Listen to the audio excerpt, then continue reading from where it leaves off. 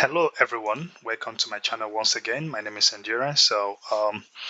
Today I'll be talking about the Nigerian election in 2023 and I'll be making prediction.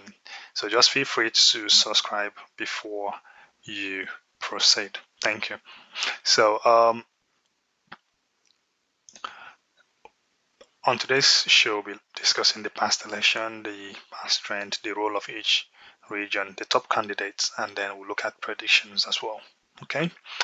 So the first thing we'll look at is the past election, 3 elections. So we'll look at PDP, for example, in 2011. This is the blue line. That blue line is the votes they got in 2015, and then the orange line is the votes they got across the 6 region in 2019.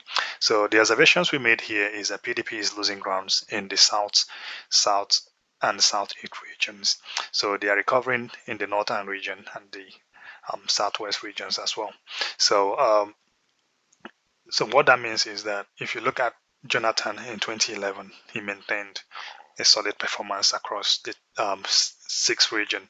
So the list was the southwest of 33%.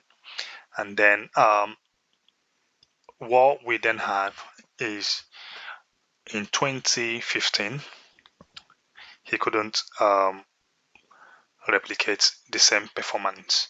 So in 2023, in 2015 rather, he was able to perform way below his standard in 2011, and then instead of 33% in the northwest, he had 16% in the northwest. So the PDP decided to change candidate and went with Atiku Abubakar, and what he did was to decrease the which is where the recovery comes from, the influence that the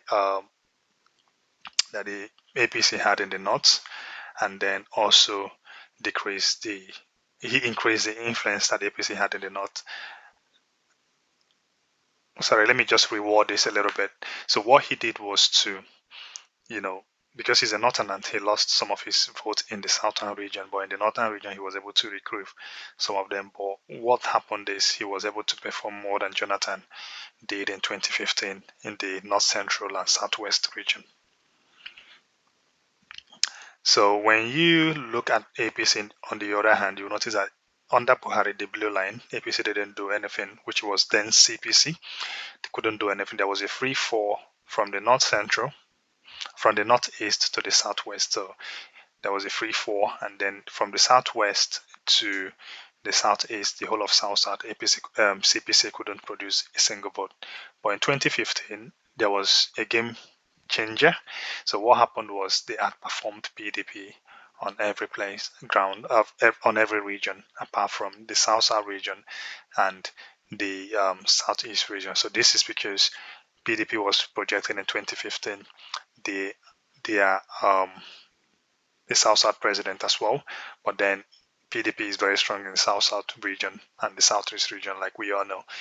But then in 2019, what actually happened was that what APC did was to level out the northern region, level out the north central and the southwest region, and gained massively in the south and southeastern region. So as it stands now, this is what they're operating on.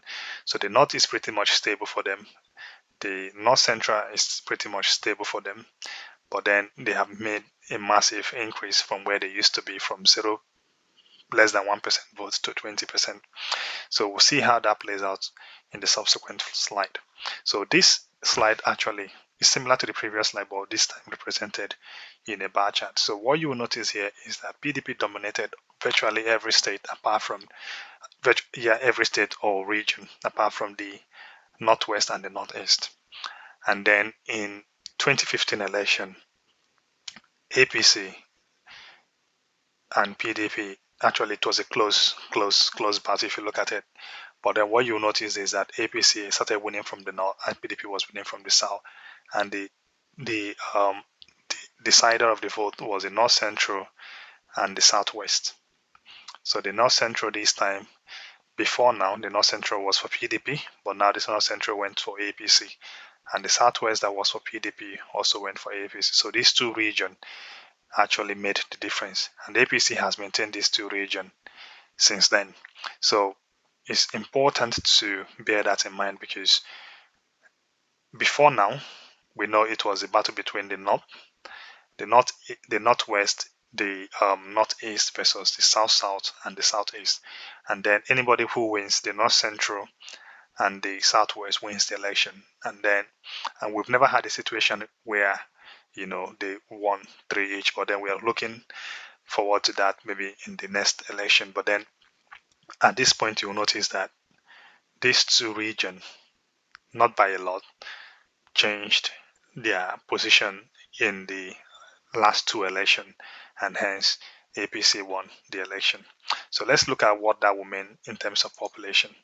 So the population as of 2019 for APC for Northwest is 31 million. And now if you compare that to the South and the Southeastern region, you'll see that there are more population in the north compared to the key the um, the blue states, according to the blue region and the red region, basically. So, but then the Southwest got 22 million, and the North Central got 19 million. So this is where the battle is. So anybody who wins these two regions wins the election, basically. And now, if you look at that against the registered voters as well, 20 million people are registered, 13 million for North Central, 11 million for Northeast. Southeast is 10 million, South is 13 million, and then Southwest is 14 million. And then if you look at the vote that was casted in the last election, the Northwest produced 8 million votes, the Northeast produced 5 million votes, the North Central produced 5 million votes. So these three regions is capable of winning the general election. So anybody who wins this three region by a lot can actually win the election. But then if you look at the Southwest, 3 million, South 3 million, and then Southeast 2 million. So this is just less than half of what this three region can actually give to you. So let's also break this down into percentage share by region. So the Northeast shares the percentage vote by 71%. This is basically for APC. So for every state that for the region that APC won, they won by 71%, 70%, and then when they came down to South, they won by 20. They lost by 20%. So basically, apart from the Northeast and the Northwest, there is still a lot of work to be done in this region, because basically, like you can see from the previous data, the margin was not a lot. But then this is where PDP is actually holding very strong. But then another thing we have to look at is the percentage share by registered voters. So by registered voters, APC, the Northwest against registered voters gave APC 29%, and then the list was Southeast by 4%, and then by against the share, the against population, share against population by region. So which means 18% of the population in the Northwest voted for APC, and only 3% of the population in the Southeast voted for APC. So let's look at PDP. So PDP did very well in the Southeast region, 77%. This is by the share of vote that is being casted. But then when you take a look at this, so in the Southwest, only, despite the fact that they gave PDP a lot of vote. So what this tells you is that only 7% of the population actually gave you this 77%. So which means there was no massive turnout for the vote. But then if you go back and check here, you see that 18% is way bigger than 7%. So this is where the difference lies. So for the northern states, which are voting the blue APC, basically, they are actually, a lot of people are coming out to vote. So 18% of their population versus 7% of the population. So this is where APC and PDP lost the election. So let's say, for example, PDP managed to, like state like South, where there was a massive turnout and they had about 18% as well, then probably they would have actually made a lot of difference in the election. So this is something to keep an eye on. So it's not all about Like I said in my previous video, it's not all about the percentage you see, percentage share of vote that is being casted. It's all about the population that is voting and the registered population that is also voting. So South, despite the fact they came second here, by 66%, they had lots of the population voted for PDP, so which is 17%.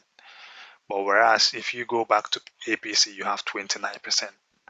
So the key states, the key blue states are coming out in mass to vote, whereas for PDP, they are not. So let's just proceed to what the population will look like by 2023, because it's important to bear that in mind as well. So in 2023, Northwest will move from 30 million or 31 million to 37 million. And then their voting strength will move from 20 million to 23 million, so additional 3 million votes. And then the same will go from, in terms of, so the same will go for every other region. So Southeast, for example, will be having 17 million instead of 15, and they'll be able to have, instead of 10 million, additional 2 million voters registered and will be able to vote. So let's see how that will play out. So these are the various candidates. So what will happen is, if we'll be looking at Atiku, for example, the blue line. So what will happen is Atiku will maintain his strong performance in the North Central, and he will also maintain his strong performance in the Northwest, and then he will also increase massively in the Northwest and Northeastern region. But the South, if you look at his performance in the last election, he's losing ground rapidly, and APC is taking over as well. So what will happen is Atiku still remains a strong candidate and has the possibility of winning this election as well. But then let's look at P2B. P2B does not have any presence in the north, so he's a thick blue line, so he doesn't have any presence in the north. But the North Central and the Southwest are most likely to vote for him. And then when he get past the Northeast, he will have a massive rise in the South region, and then he will cement everything in the Southeastern region. Then Saraki, on the other hand, will outperform every other candidate that PDP is projecting in the North Central region. But apart from that, he will struggle a lot, to perform in every other region. So basically, I think the weakest of them all here looks like Saraki. Then Wike, on the other hand, will do so well in the South and the Southeast region, but he will not even go anywhere close to what any other candidate will do in the Northern or Southwest region. So that is one to keep an eye on. So let's look at the PDP candidate, APC candidate rather. So APC candidate, you have BAT. So what BAT will do is, BAT will maintain a strong presence in the Southwest, but the moment he hits the Northeast, he will be on a sharp decline.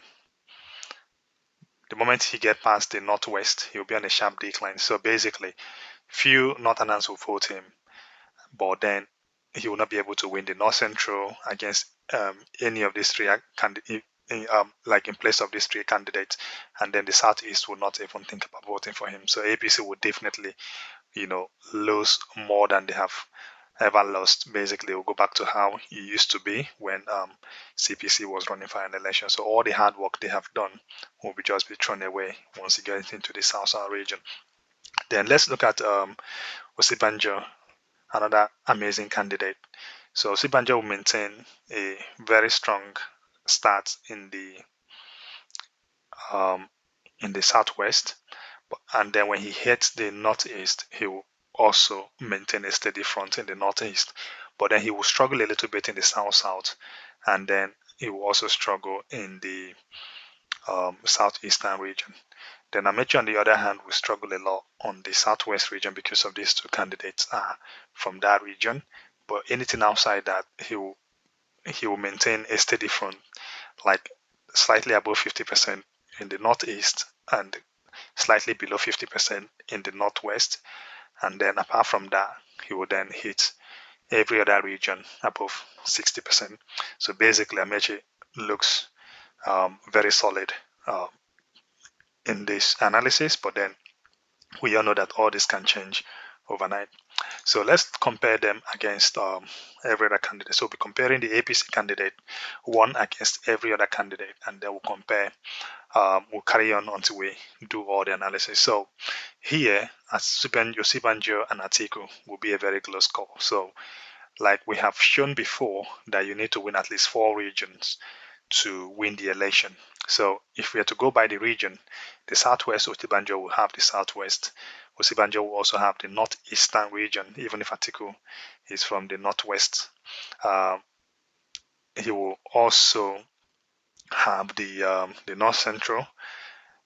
Atiku will have the North Central basically because of PDP presence there, especially in Jos Plateau State. So, and then aside that, the South will be for Osibanjo, and then the Northwest will be for Atiku, and then both of them will struggle in the um, Southeast. So basically, the decider for this election is whoever that wins the Southeast win the election. So this will be a very, very close call. Now, the reason why I said Atiku will struggle with the Southeast is because of bias, basically as a result of P2B or Amechi not having a ticket. So that might cause a big crack in the Southeastern region. So, but looking at this, you will know that this is a very, very interesting fight to see. So you can't just say Osibanjo will win. No, Osibanjo will have a lot of work to do if he still don't win against Atiku, because he will have to compensate and then give out a lot of things to gain grounds in the South. Now Osibanjo against P2B will um, to be close, but not as close as Osibanjo against Atiku. Now Osibanjo will control the whole of Southwest, and that will even spring onto the North Central. So the North Central will be the battleground between the Osibanjo and Obi, and then apart from the North Central, Obi will win the South and the Southeast, and then where they will have to battle is the North, and Osibanjo will definitely win the North. So this makes Osibanjo an easy pick when you look at the both of them. Then the next candidate we'll have to compare Osibanjo to is Wike. So Wike will perform worse than P2B will perform, even if the both of them look identical. But what will happen is Osibanjo will easily get 4 regions out of Wike without having to,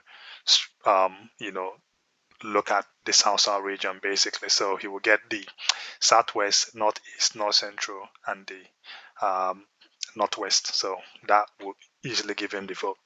And then when we look at Osibanjo against Saraki, again, this is another one. Osibanjo will win the Southwest, he'll win the Northeast, he'll win the Northwest, and then the battle will be between South and Southwest. But this will be an easy call for Osibanjo. So Osibanjo against these 4 candidates, the closest fight will be between Osibanjo and Atiku. Now let's look at Bola Tinubu and every other candidate. So Bola Tinubu against Atiku is an easy win for Atiku. Now the reason for that is because Atiku will, apart from the Southwest, Atiku will win the Northeast, Northwest, North Central, South, and Southeast. That is very clear. So Atiku's prayer would be for APC to make a strategic mistake and by handing them Bola Tinubu as a candidate. So if that happens, then Atiku will be smiling. In fact, he will even go to sleep because he knows that it's a victory that is well assured. Now, bad against APC, sorry, against P2B, you will notice that similar to this, P2B will definitely floor Bola Tinubu.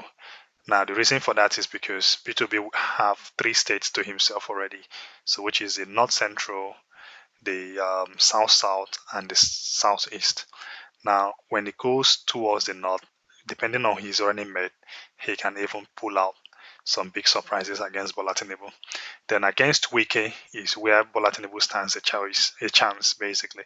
So Bola Tinubu stands a big chance against Wike. So if Bola Tinubu is to be praying, his prayer should be let Wike be the flag bearer of PDP. So against Wike, Bola Tinubu will easily win. Then against Saraki, this is where the close fight comes in. So the both of them are Muslim, but the issue is that Saraki is Muslim from the North Central, so which means picking a Christian from the South will give him, an edge over Tinubu, because Tinubu cannot pick a Muslim from the North to run, so that will actually jeopardize his chances. So against every candidate, the only chance that Bola Tinubu have is against Wike, and then against Tinubu will be the closest fight. So this is the closest fight between the both of them. Then the last and the final one is Amechi. So Amechi against Atiku is an easy win for Amechi, because Amechi will win from the south to this what's it called, south southeast, and then he will also win the north central. So even if Atiku looks like he's going to dominate the north central, but this will be a close fight. But Amechi will have at least 3 regions to himself going into the close fight, and surprisingly, the northeast will vote for Amechi more than they will vote for Atiku. Now the reason for that is because they want to maintain the structure that Buhari had, and then at the end of the day, it will be an easy call. Now, where there will be a massive, massive fight between um, with Amechi is when you project a candidate like P2B. So P2B will give Amechi a fight of his life in the southern region, but in the north, Amechi will dominate in the north. So, and then the election will be called in favor of Amechi, but then the fight will not be um, not be less than what people will expect. So it will actually be a fight of the century, because both of them will struggle it out virtually on every ground. But the edge Amechi have is that Amechi have a lot of presence in the north compared to the south, compared to P2B. Then Amechi against Wike is a no contest, because Amechi is going to floor Wike virtually on every region, including the south and the southeast as well. So the same goes for Saraki. Saraki might hold a slight edge in the north central, but then he's not going to win Amechi in the race. So the only race we want, the only thing we are noticing is Atiku will be a match. Will be a match, but Amechi's prayer should be they should give him somebody who is not a northerner. So if, for example, P2B runs for the election, Amechi will be smiling because he's not a northerner, and then he can easily win the election if he picks a good northerner to represent him, considering all the work he's done. So my prediction would be APC to win the election if they project Osibanjo or Amechi. They stand a better chance of winning the election if they project Amechi than they do if they project Osibanjo. Now, Osibanjo issue will be that he will struggle in the South region, which APC is trying to break into, whereas Amechi is already from the South region. But then they will have to give up the Southwest in order to gain the South, considering that the South is 2 blocks and the Southwest is just a block. So my prediction is Amechi stands a better chance of becoming the next president. So does every other candidate, depending on who they match. So I will strongly recommend that every party take a look at some data of this sort and then do a massive, massive comparison how they will level out across every region. Because one thing you don't want to do is to break your stronghold and then in the next election you don't have any base. So PDP is at the verge of crashing their stronghold, and that is where APC still maintain the lead. So APC is not touching the north. So anything that is happening is we are either they are giving up the southwest, or they're giving out the south. But considering the fact that south is 2 blocks, they will want to maintain the south region, because I'm sure after the two tenure of whoever become the president, the APC will want power to run back to the north. So this will make it very difficult easier for them to reclaim power, considering so easier for them to retain power rather than destroying the north they have just to satisfy the southwest or the south. So it just depends on how their analysts and their forecasters look at things. But then my final prediction is, like I said before, APC wins if they project Osibanjo or Amechi. and then if PDP projects Obi or Atiku, they stand a better chance, especially when APC is running with Osibanjo. They stand a better chance of reclaiming power. So I'll leave that to you. Comment on the comment section, share the video so that can get a lot of people to have a look at it, and if need be, ask your question. If you need the data, we can also send you the data that we use so that you can actually do your own analysis and see if you can come up with something different. But other than that, thank you very much for spending your time with us, and we do appreciate. Just feel free to, like I said, comment, share, and subscribe for more updates. And just before you go, I want you to know that the data is all available on the internet, so you can actually get this data apart from these forecasted ones, but you can get the data and then run your own analysis and then see what your analysis will be. Then apart from that, the moment the primaries are done, we'll also come back to give you an analysis, because we know that the candidates that are being presented will be have a massive influence, and then we know that a lot of things will play out in terms of people leaving the parties, and then how that will also affect the structure that is on ground. So this is just the first focus we are doing. We'll keep doing more focus as things keep unfolding, and at the end of the day, before the election, we'll also tell you who will win the elections. Thank you very much for your time, and God bless. Bye.